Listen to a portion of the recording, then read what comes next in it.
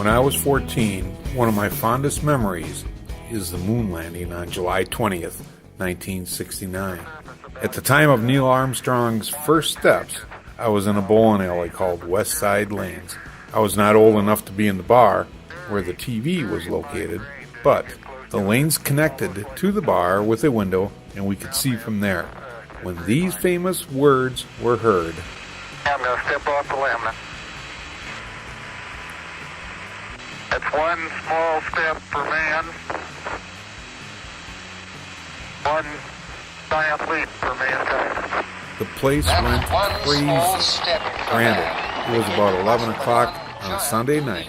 It was summertime, and many businesses were not open the next day to celebrate. After all, this was the greatest accomplishment in the history of mankind.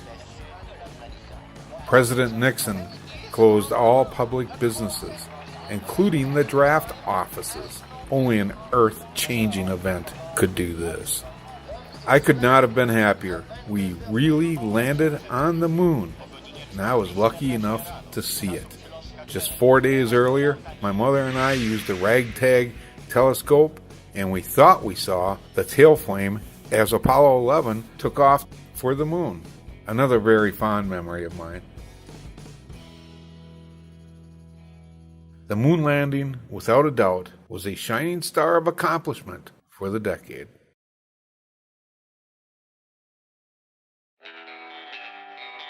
This was the late 1960s. I was days away from my 15th birthday. The war in Vietnam was raging. Every night the television was filled with battle or riot video. It seemed every week another GI in our area came back home, either missing a limb or two, or in a bag. Many times it was someone you recognized. My friends and I were already trying to figure out what we were going to do after graduation. Remember, the draft was still alive. Those who did not follow the rules of the draft were arrested and thrown in jail.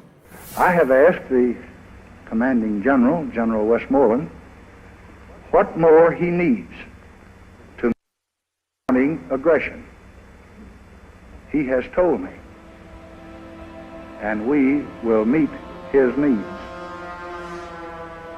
I have today ordered to Vietnam the Air Mobile Division and certain other forces which will raise our fighting strength from 75,000 to 125,000 men almost immediately. Additional forces will be needed later, and they will be sent as requested. This will make it necessary to increase our active fighting forces by raising the monthly draft call from 17,000 over a period of time. Once the communists know, as we know, that a violent solution is impossible, then a peaceful solution is inevitable. The only alternative was to go to college. To go to college, you also needed money. This country was a powder keg with a short fuse and many volunteers with a lit match. The decade began with a warning from Dwight Eisenhower, better known as Ike. Let's listen to what Ike had to say. Now, this conjunction of an immense military establishment and a large arms industry is new in the American experience. The total influence, economic, political, even spiritual, is felt in every city, every state house, every office of the federal government. We recognize the imperative need for this development, yet we must not fail to comprehend its grave implications. Our toil, resources, and livelihood are all involved. So is the very structure of our society. In the councils of government, we must guard against the acquisition of unwarranted influence, whether sought or unsought, by the military-industrial complex. The potential for the disastrous rise of misplaced power exists and will persist. We must never let the weight of this combination endanger our liberties or democratic processes. We should take nothing for granted. Only an alert and knowledgeable citizenry can compel the proper meshing of the huge industrial and military machinery of defense with our peaceful methods and goals. so that security and liberty may prosper together, a substitute for intellectual curiosity. For every old blackboard, there are now hundreds of new electronic computers. The prospect of domination of the nation's scholars by federal employment, project allocations, and the power of money is ever present and is gravely to be regarded. Yet in holding scientific research and discovery in respect, as we should, we must also be alert to the equal and opposite danger that public policy could itself become the captive of a scientific, technological elite. Ike warned us the citizens of the military-industrial complex. Let's take a look at what Wiki has to say about it. The military-industrial complex, MIC, is an informal, and I repeat, informal alliance between a nation's military and the arms industry which supplies it, seen together as a vested interest which influences public policy. A driving factor behind this relationship between the government and defense-minded corporations is that both sides benefit, one side obtaining war weapons and the other being paid to supply them. Now this is a recipe for disaster. It is obvious Ike was warning us of oncoming danger. One other thing he said caught my attention. He said while holding scientific research and discovery in respect, as we should, we must be alert to the equal and opposite danger that public policy could itself become the captive of a scientific technological elite. Not only was he warning of unnecessary future wars because of the greed money can produce, he was also warning us to hold scientific research accountable. I feel the key word he used was captive. The Free Dictionary says captive means to be taken and held prisoner as in war, restrained by circumstances that prevent free choice, serving a single company exclusively. It is interesting to me, Dwight Eisenhower, a two-term president, winning both elections by a landslide, who held the love of the citizens, which he would, in his last days of power, warn the people he also loved, the fox is in the henhouse, because nobody is watching or nobody cares. And that nobody, folks, is us. On September 12, 1962, President John F. Kennedy made a famous speech at Rice Stadium. Let's listen to parts of that speech. But why, some say, the moon? Why choose this as our goal? And they may well ask, why climb the highest mountain? Why, 35 years ago, fly the Atlantic? Why does Rice play Texas? We choose to go to the moon. We choose to go to the moon.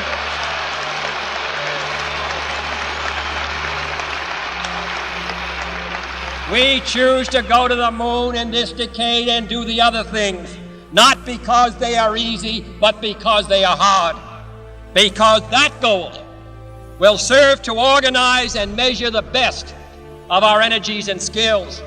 Because that challenge is one that we're willing to accept, one we are unwilling to postpone, and one we intend to win, and the others too. But if I were to say, my fellow citizens, that we shall send to the moon 240,000 miles away from the control station in Houston, a giant rocket more than 300 feet tall, the length of this football field, made of new metal alloys, some of which have not yet been invented, capable of standing heat and stresses several times more than have ever been experienced, fitted together with a precision better than the finest watch, carrying all the equipment needed for propulsion, guidance, control, communications, food, and survival on an untried mission to an unknown celestial body and then return it safely to Earth, re-entering the atmosphere at speeds of over 25,000 miles per hour, causing heat about half that on the temperature of the sun, almost as hot as it is here today, and do all this, and do it right, and do it first before this decade is out, then we must be bold.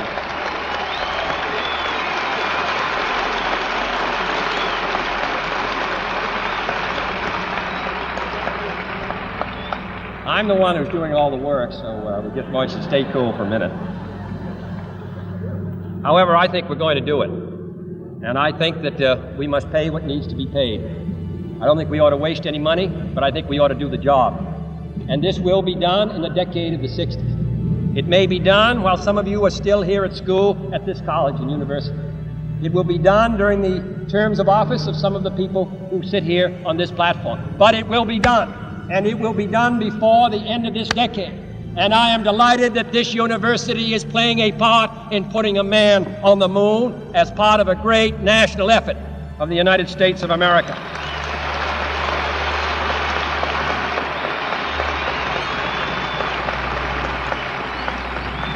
Many years ago, the great British explorer George Mallory, who was to die on Mount Everest, was asked why did he want to climb it.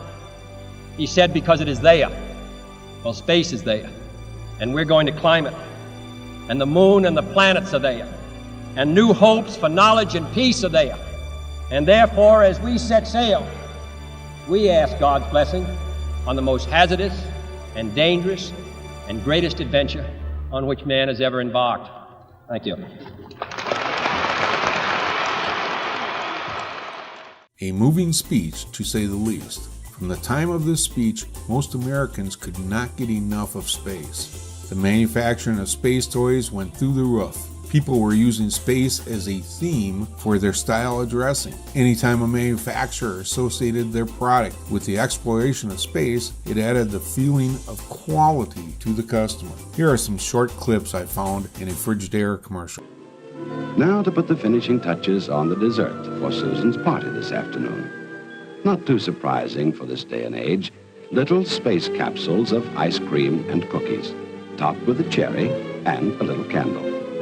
They'll keep frozen until ready for the party in the freezer portion of her refrigerator. No frost ever here. Now, out to play, young lady. They say the space voyager will create his own environment of carefully determined temperature. But even those who stay at home on Earth can select their favorite indoor weather all year round. In space, they keep the sub-zero temperatures outside the capsules. But here in this new food freezer, cold temperature is welcome, and the zero zone inside keeps the frozen food safe. Dessert time at the party next door. All right, Susan, you can be the delivery lady from Mars with a cargo of ice cream capsules. Capsules you can eat and space music with a beat for the young generation home from a far-out party of their own. But Mother has learned to keep plenty of refreshments on hand to meet their earthly needs.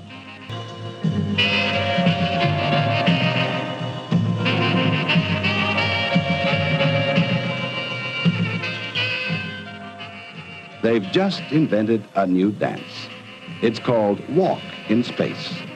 I found it interesting when JFK was describing the challenges of getting to the moon and how engulfed the audience was at the time. 240,000 miles to the moon, a giant rocket more than 300 feet tall, made of new metal alloys, some of which have not been invented, fitted together with the precision of the world's finest watch, then returning to Earth, re-entering the atmosphere, causing heat about half that of the temperature of the sun.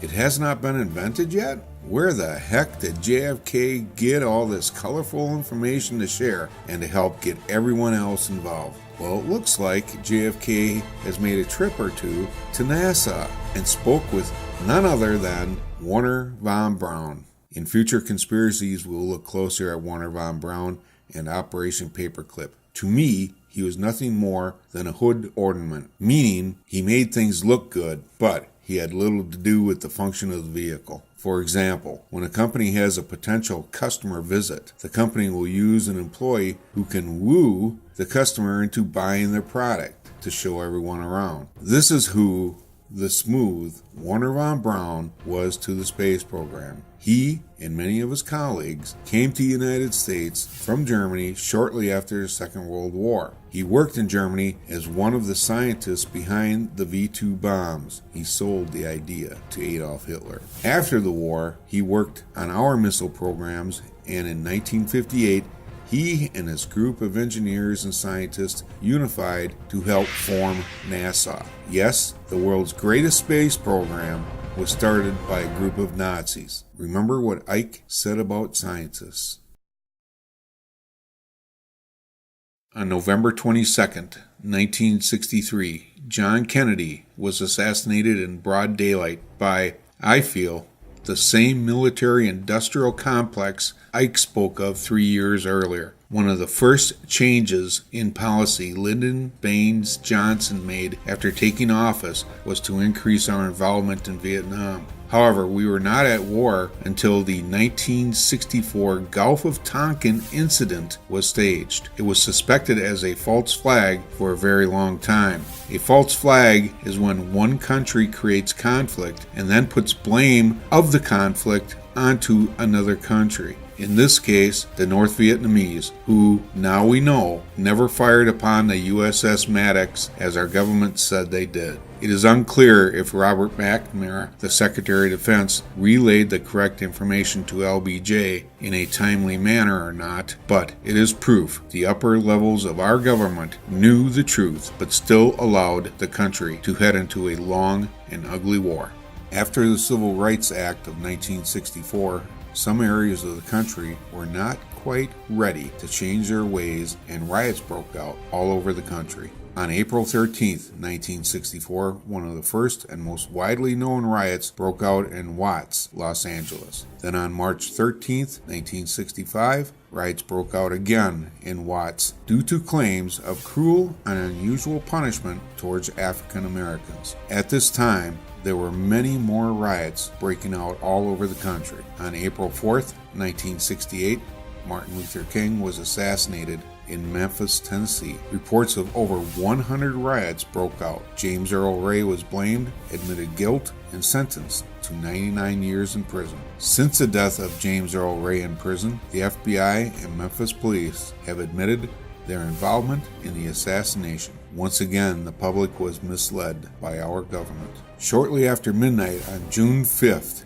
1968, presidential candidate Robert Kennedy was shot 3 times and died 2 days later. The official story says he was shot by Sirhan Sirhan, another lone assassin. Is there a pattern forming with these lone assassins? In 1963, Betty Friedan published her book, The Feminine Mystique. A year ago, this woman heaved a brick through the rose-colored picture window of the American suburban bungalow and invited the resident housewife to take a clear look at the outside world. This book has sold more than 50,000 copies in the hardcover edition, and 700,000 have been published in paperback. The feminine mystique has made us feel it's unfeminine to use our rights, to really want equality, to want to take part in the decisions of the world in politics. Career woman almost became a dirty word. A woman today has been made to feel freakish and alone and guilty if simply she wants to be more than her husband's wife, her children's mother, if she really wants to use her abilities in society. I first read The Feminine Mystique in the winter of 1964. I felt personally judged. All these things that women at home can do, which are extremely worthwhile to society, were dismissed as dilettantism and unworthy of any respect. However it was received, Betty Friedan's book was certainly timely, as women's rights was beginning to surface as a national issue. It's 1969. The women's rights movement was in full swing. We were in a Cold War race for space, and the Russians had been the world leaders. Not only was the protest to the Vietnam War occurring in the United States, it was happening all over the world. The Jim Crow laws and segregation were in the forefront.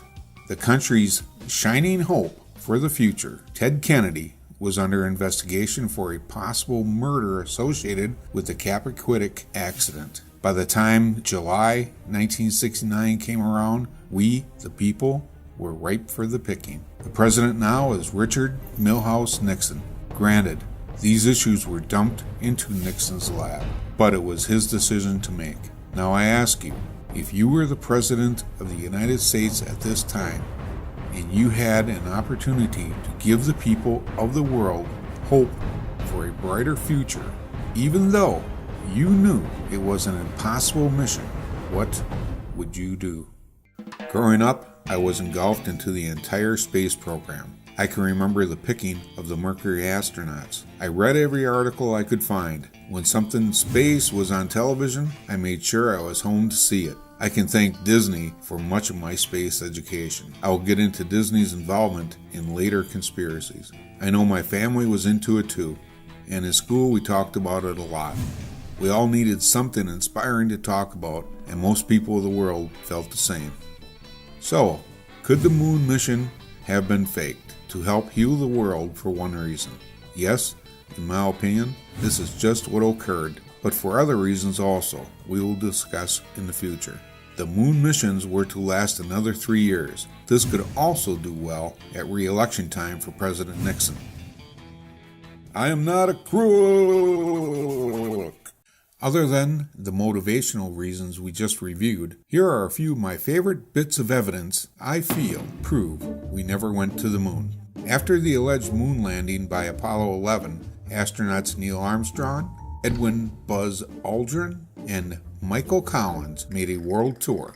During this world tour, they gave away moon rocks to the countries they visited. It appears they gave a very special moon rock to the Netherlands. In 2009, the rock was inspected, and it turned out to be petrified wood. Yeah, it is possible someone planted petrified wood in their Santa's bag of rocks, but highly unlikely.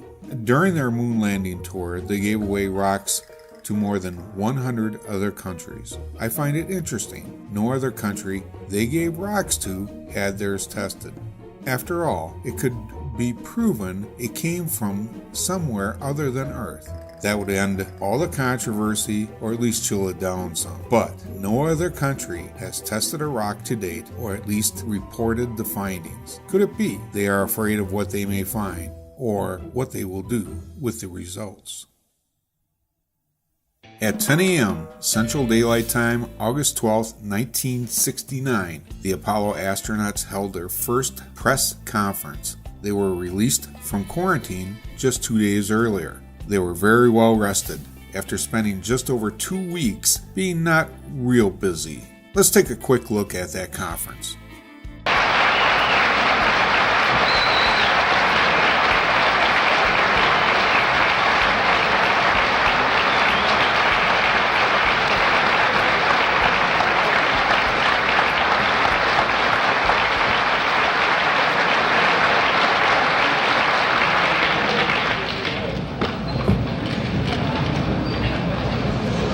Whoa! Stop the video right there. Now, folks, take a good look at these guys. They are fully rested military guys in their late 30s and just returned from the greatest feat of mankind. They have accomplished something man has been dreaming of since our beginning. And this is how they act? They should be walking in hands clasped and raised over their heads, and all you can see is teeth. Let's continue. The format today will consist of a 45-minute presentation by the Apollo 11 crew, followed by question and answers. At this time, I'd like to introduce the Apollo 11 crew, astronauts Neil Armstrong, Michael Collins, Edwin Aldrin. Neil?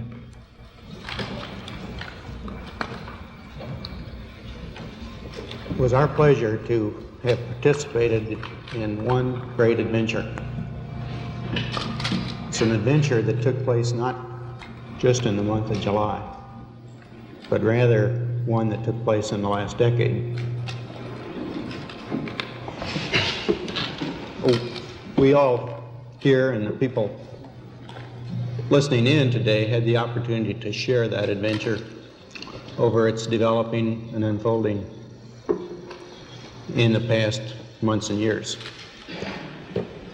It's our privilege today to share with you some of the details of that final month of July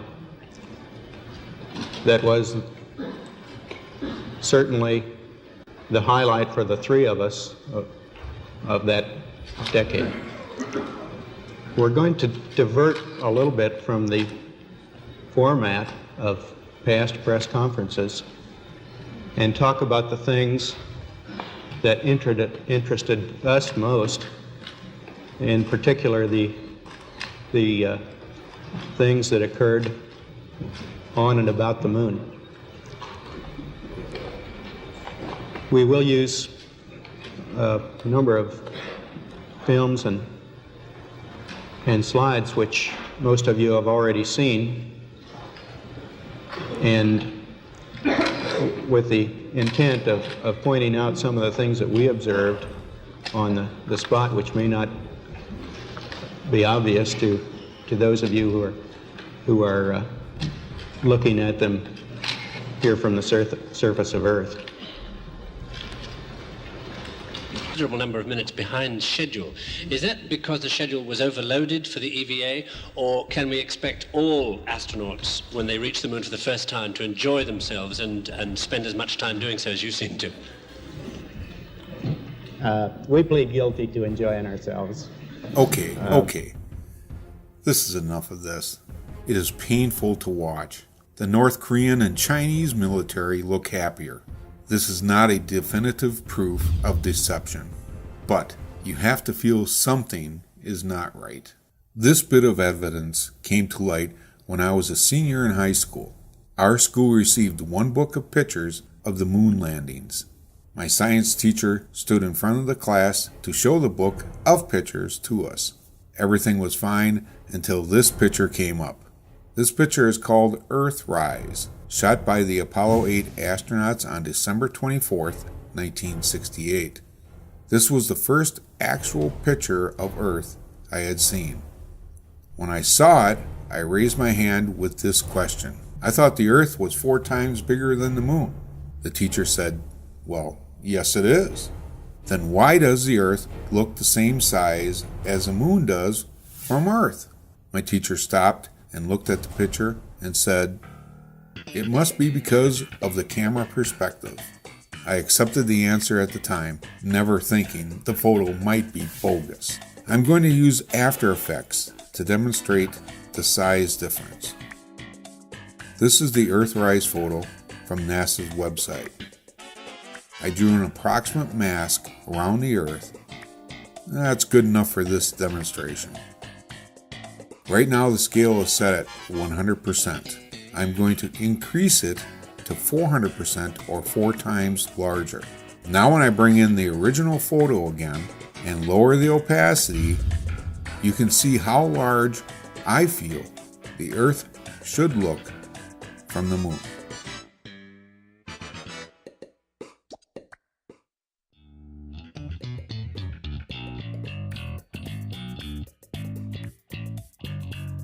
Okay, one more piece of evidence. This piece involves someone I consider a champion when it comes to exposing the moon missions. He has produced movies on the subject. His name is Bart Ziebral. The movie he produced that really made me think was Astronauts Gone Wild. I strongly suggest watching it. I will link to it and Bart's channel in the description. In this movie, Bart confronts Apollo astronauts and asks them to swear on the Bible they went to the moon. Let's watch a few of my favorite clips. Yeah, right here's fine. I'm Bart with ABC Digital. How you doing? I was given a classified tape from the Apollo program. It's 31 years old. It's an unedited reel, including outtakes from the mission.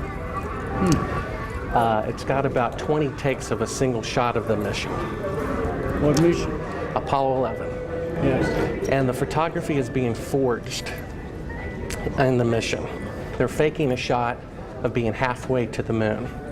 And they refer to you on the tape as a shot that was done during Apollo 10, where you put a transparency over the window and move the camera of the Earth and move the camera back away from the window, turned off the lights in the spacecraft, and appeared to be halfway to the moon when in fact they were in Earth orbit.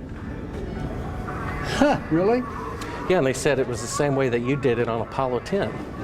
So we wanted to give you the opportunity to put your left hand on the Bible, to raise your right hand, to swear to God. Stick it in your ear. Well, you were giving you an opportunity to swear to God under oath that you walked on the moon. I don't do that kind of thing. Well, if you really walked on the moon, what's the problem of swearing to God that you did? Do you believe in God? You want me to knock you in the head? Well, I want you to swear to God on the Bible that you walked on the moon. Okay. If you walked on the moon, we're given the opportunity to swear to God that you walked on the moon. I'm going to give you the opportunity to get the hell knocked out of you if you don't leave me alone. You have the opportunity to have $5,000. The meeting is not open. Well, you have $5,000 cash. You can give it to charity if you swear on the Bible that you walked on the moon.